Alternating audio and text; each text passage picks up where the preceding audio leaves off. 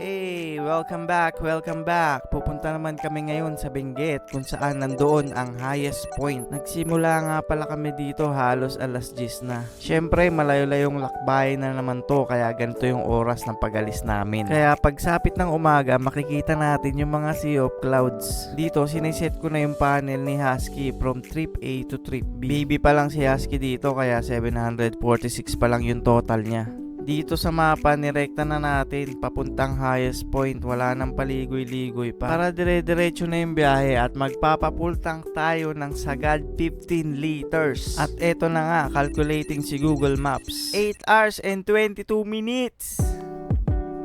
Let's go! Mega Mall, syempre traffic. Hindi pwedeng hindi ka matatraffic dito. Ito yung gitna ng North at South, kaya napakadaming motorista. At sakop pa rin to ng Mandaluyong. MacArthur Highway, medyo lang, marami pa rin truck. Pagdating ng Pampanga, sobrang smooth na. Kaso lang medyo madilim. Kaya napansin ko yung stock headlight ko dito medyo sabog-sabog. Kaya naisipan kong ayusin muna at ipantay. Para hindi nakakasagabal sa ibang rider pag naka-high beam tayo. Syempre, ikaw ba naman mabulag, di ba masakit sa mata? Pagdating naman namin ng Tarlac, halos 1:30 na. Inayos ko na yung final adjustment sa high beam. Makikita nyo dito sobrang swabe na ng buga ng ilaw. Hindi na tayo nakakasilaw. At take note, wala tayong MDL dito. Sobrang liwanag ng stock headlight ng Sim Husky. Pagdating ng Urdaneta, syempre smooth na smooth. Kasi madaling araw na eh. Walang ganong tao at wala ding sagabal sa kalsada. Nakarating tayo sa arko ng La Union mag-aalas 4 ng umaga. Halos magkalapit lang dito yung arko ng Benguet, kaya ilang minuto lang nandito ka na. Simula Mandaluyong hanggang arko ng Benguet, naka 240 kilometers na kami. Sobrang dilim nga pala ng lugar dito, kaya pagdating namin sa Cannon Road, medyo maganda na yung daan kasi may mga nakabaon na maliit na ilaw dito sa kaliwat kanan at sa gitna. Sana lahat ng kalsada ganito para iwas disgrasya. Pagdating naman sa Lions Head, inabot na kami dito ng alas 5 ng umaga. Chill ride lang kami dito, hindi kami nagmamadali. 267 kilometers ang inabot from Mandaluyong to Lions Head. Medyo lumiliwanag na dito pagdating namin sa syudad. At pagdating sa Nueva Vizcaya Road, ito ang tumambad sa amin, ang napakagandang Sea of Clouds. At sobrang lamig na rin dito. Naninigas na yung kamay ko at meron na ring usok sa bibig ko. Ito na yung pinakamagandang parte sa biyahe. Talagang good morning talaga kasi napakadaming sea of clouds. Magkabilang kalsada, talagang lilingunin mo kaliwat kanan kasi wala sa Manila niyan. Magsisimula na tayo sa mga twisties na may konting fog.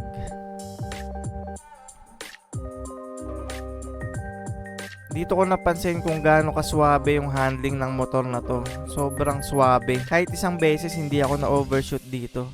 Kung mapapansin nyo rin, hindi ko masyadong ginagalaw yung manibela. Yung katawan lang yung ginagalaw ko.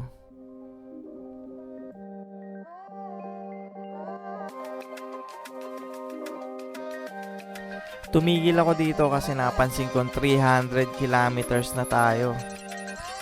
Inabot tayo dito ng alas 6 ng umaga. At nagbaka sakali nga ako dito baka dumapo sa kamay ko yung uwak. At pagdating dito sa Adonot Bridge, medyo nagutom kami dito kaya nag-stop over muna kami. At pagkatapos kumain, may konting montage kay Sim Husky.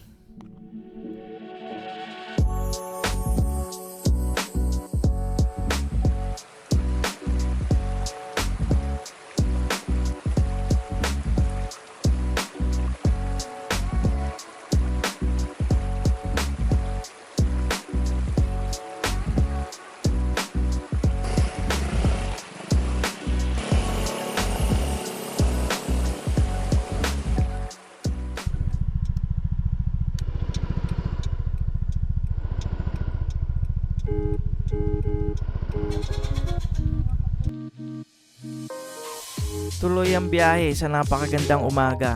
Napakaaliwalas ng langit. Alas 7 ng umaga, sobrang swabe ng biyahe. Ang ganda ng mga tanawin.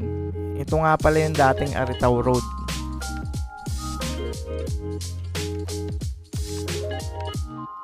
Kung Kung mahilig kayong mamundok, madadaanan mo dito yung Akiki Trail Jump o papuntang Mount Pulag. Ito yung pinakamahirap na trail papaakyat.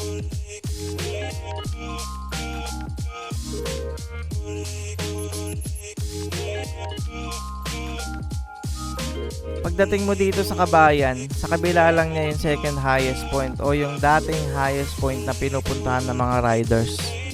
Kalapit niya rin dito yung Mount Timbak at Tabayok. Dito na magsisimula ang kalbaryo dahil ang dadaanan natin lahat dito ay paakyat. Mukhang masusubukan na natin dito yung performance ni Sim Husky pagdating sa uphill. At eto na nga. So here, out mo.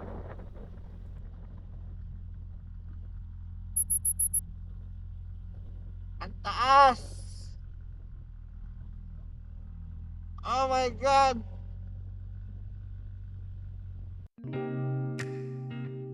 Sa pagkakataong ito, medyo bumagal na tayo kasi pataas na lahat eh. Nagre-range lang tayo ng 20 to 30. Swerte ka na pag 40. Medyo malapit-lapit na rin tayo papuntang highest point. Makaka 372 kilometers na tayo. Medyo masisikip yung mga daan dito dahil may mga ginagawang kalsada. Kaya dahan-dahan lang tayo dito at mag-ingat. At respeto na rin sa mga nakatira dito.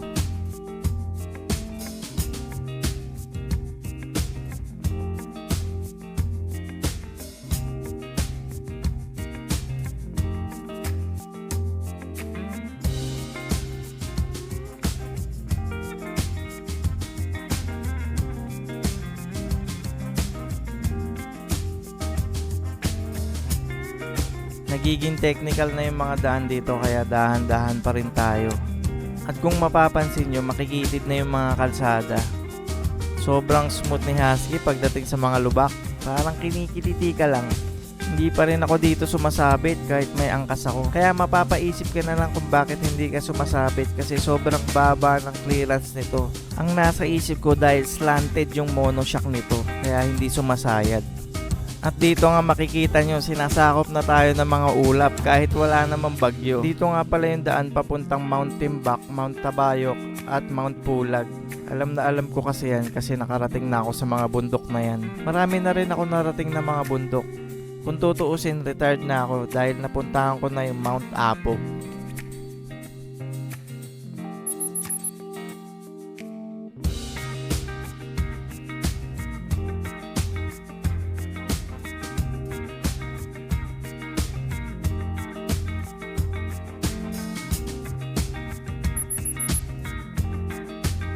Dito nga inabot kami ng konting antok kaya iidlip muna kami.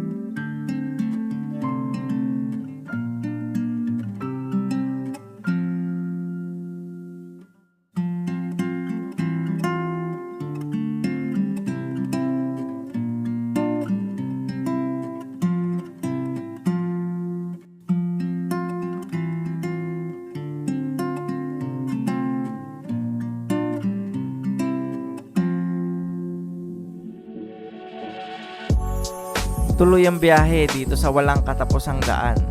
Ito nga pala ang Tawangan kung saan napakasikip ang daan. At wala kang makakasalubong dito. Napakaganda ng mga tanawin. At unlimited ang hamog. Talagang magiging batang hamog ka dito pag dito ka dumaan.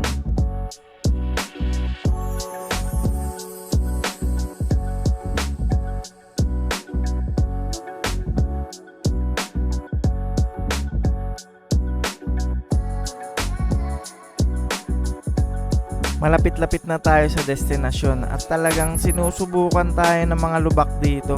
Pero syempre hindi papatalo dito si Husky.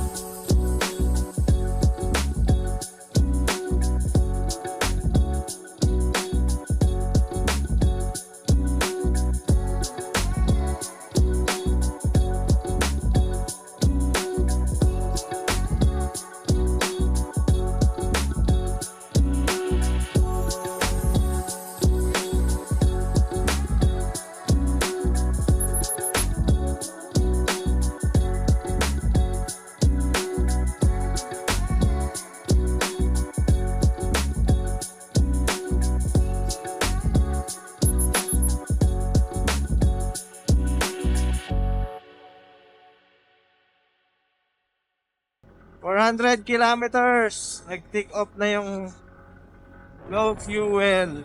Yan, abot natin yung 400 kilometers. Magmula sa full tank. Yan, 400. Yung nakuha niya. 400 kasi puro paakyat. Puro piga. Hirap na hirap. Dito naabot na namin yung 400 kilometers at umilaw na yung red sa fuel gauge. Pero alam ko marami pang laman to kaya laban lang.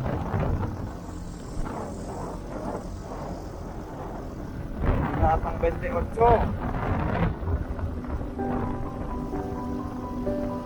At narating na nga namin ang newest highest point. Sobrang sarap sa pakiramdam at nakakawala ng pagod.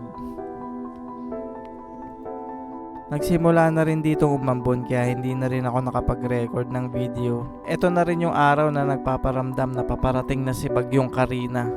Hindi ko na rin nabilang kung ilang oras yung biyahe namin, pero in-enjoy na lang namin yung biyahe namin at yung mga tanawin at kung gaano kaganda ang Benguet.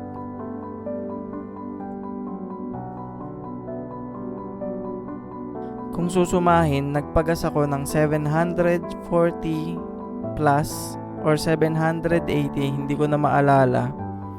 Pero may konti pang laman yun. Bali, ang tinakbo naming total is 425 kilometers. So, approximately 30 kilometers per liter ang nakonsume ni Sim Husky. Depende pa rin yun sa road terrain. Maraming factors ang gas consumption. Depende na lang sa inyong throttle habit or paakyat ang daan or patag. Depende talaga maraming factors. Hanggang dito na lang ang video na to at maraming salamat sa inyo.